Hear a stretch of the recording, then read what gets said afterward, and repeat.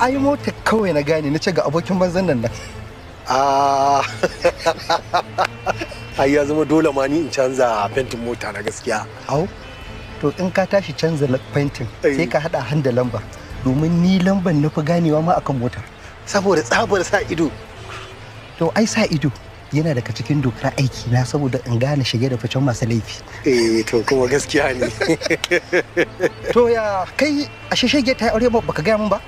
To kawai kuma sai yanzu in gaya maka saboda ranka ya ɓaci me amfani. Ta yaya zan yi fushi dan ka gaya min ta yi aure? Kaga ni fa duk abin da kaga ina yi wallahi furatan dindi.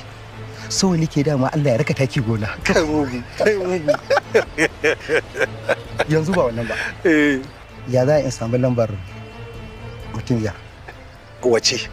Masura mana. Bari in ɗauko baka. Bari in baka.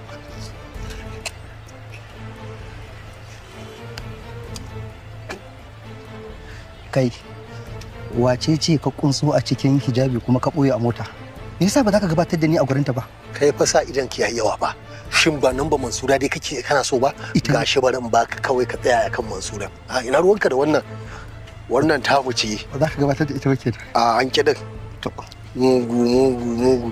Sa 070. Ba ni kada wani ya ji. To. Barkan ku da aiki.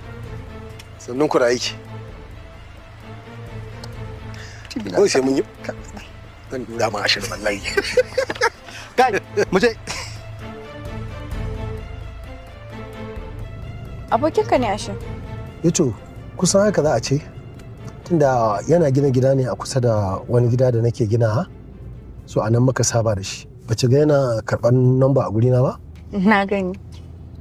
Namba ɗin waɗanda suka min POP ne a gidana, to ya gani abin ya burge shi ya mishi kyau, shine ya ce in bashi namban su ya ga sun iya. Ka ce ma ya fi aboki, ka ce makwabcinka ne.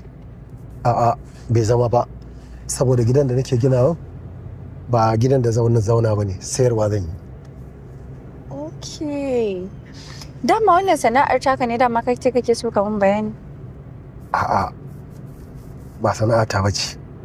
Shawara aka bani in fara yi, an ce min yana da kyau. Ni sana'ata building materials nake sayarwa, kayan gini.